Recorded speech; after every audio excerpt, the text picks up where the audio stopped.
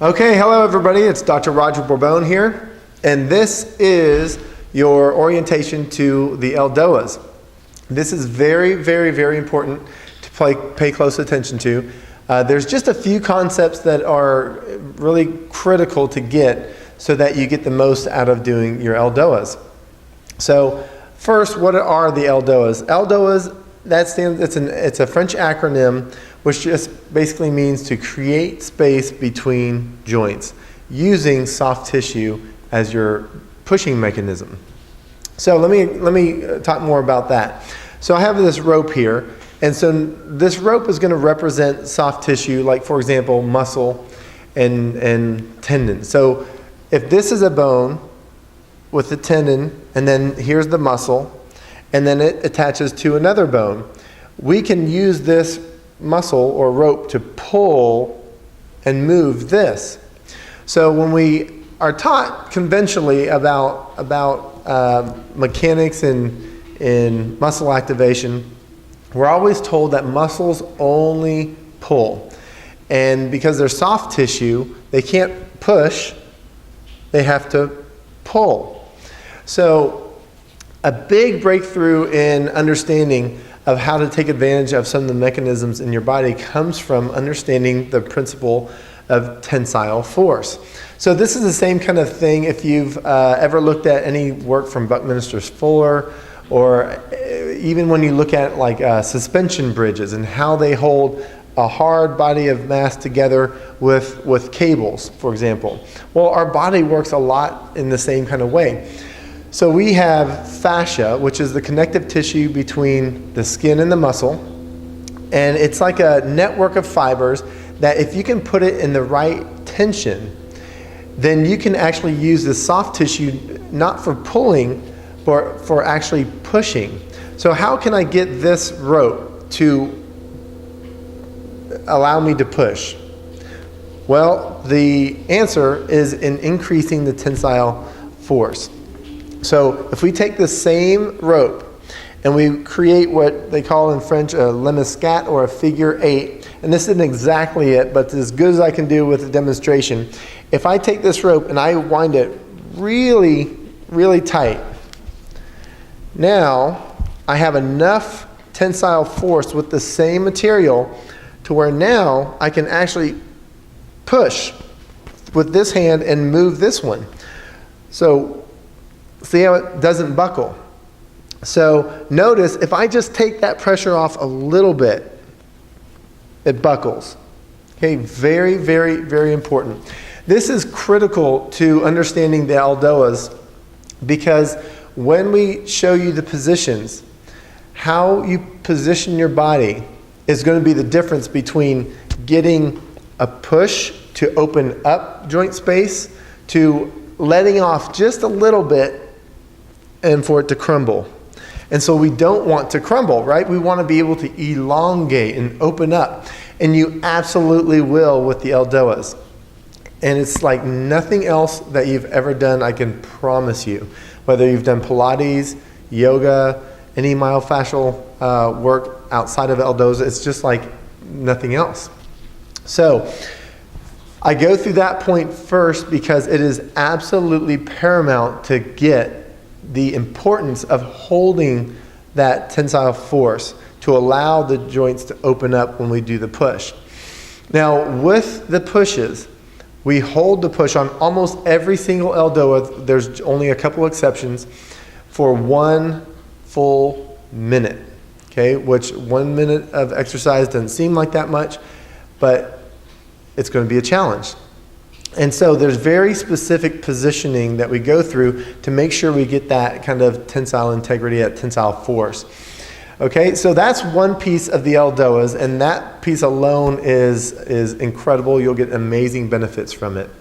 Another very important piece of this is the learning, or what Guy Voyer, the doctor, French osteopath who came up with this system, calls transcendental learning, or basically bridging the gap of what you know now and how to use your body now versus what you will get and how you'll be able to master your body. So as an example, as you're watching this, do this.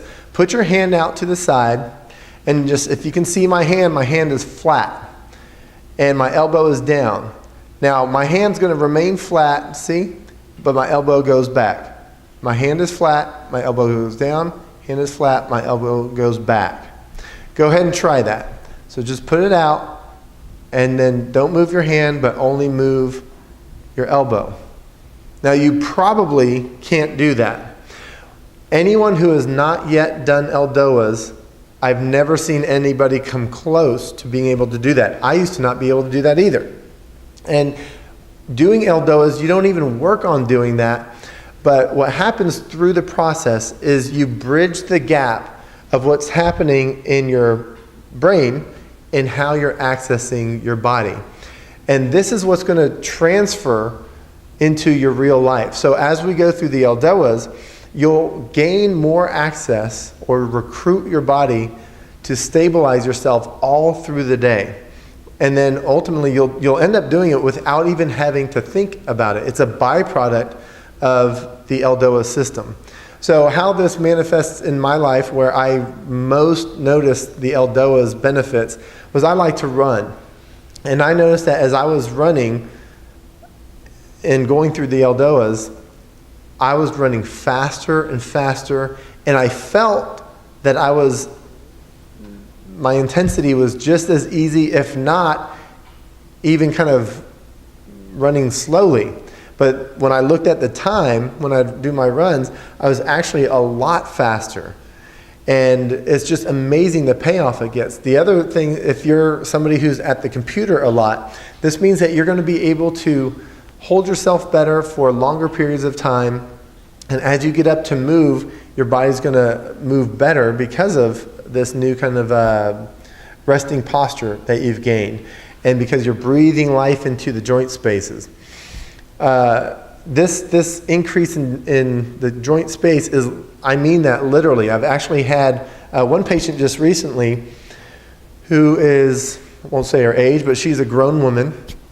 And she has grown 1/2 inch since doing the ELDOAs. So, and she made them triple measure her because she could not believe it. This is the real deal. You will actually lengthen with these ELDOAs. So, important to know also is we've gone through the tensile force and the positioning, and then gaining awareness of your body. And as we go through coaching the ELDOAs, you'll find that the coaching method that I use here is very, very gentle, because I'm not going to just move your body. I'm going to help you to engage your mind to access your body so that you can learn to move it yourself. So that's what we're going to be doing, and that's a big, big benefit of being here for the ELDOA classes. Okay, so that covers the aspects of the actual positioning of the ELDOAs. Now the intensity of the ELDOAs. So Dr. Voyer talks about, he uses this phrase when he teaches the ELDOAs, is you push as if your life depends on it. So when we hit these certain positions and you learn to extend through them and you hold it for that 1 minute, that minute is very intense. And you just push as if your life depends on it for just 1 minute. That's it. And then we transfer to the next exercise. We'll only do a few ELDOAs. At most, we'll do 5. So 5 minutes of actual active work time in the 35-minute period that we're here. Okay? So when we're working, it's super focused and high intensity. But it's all to comfort. Okay? That brings up warm-up and cool down. So to do very high intensity work, you never want to do these things unless you are very well warmed up. Now, the warm-ups that we do with ELDOAs are very different from the warm-up that you might do before Pilates or going for a run or hitting gym or anything like that. It's a very, it's centered on fluidity. So you really want to create fluid motions, and what's literally happening is you're helping to increase the fluid in your body, these things called GAGs, glycosaminoglycans, to help being secreted by your fascia, and it acts like lubrication in the body. So there's a very specific set of warm-ups that we do, one, to get the circulation and the fluidity going, and two, to help you start to gain conscious awareness to then move into unconscious awareness of moving your own body and mastering your own body. Okay, so that pretty much wraps up everything regarding the ELDOA technique and information about that. The last thing you need to know is, well, what do I need for the ELDOAs? I recommend that you be hydrated for this. It's not a sweat fest, so you're not going to be like sweating buckets, but you might sweat a little bit.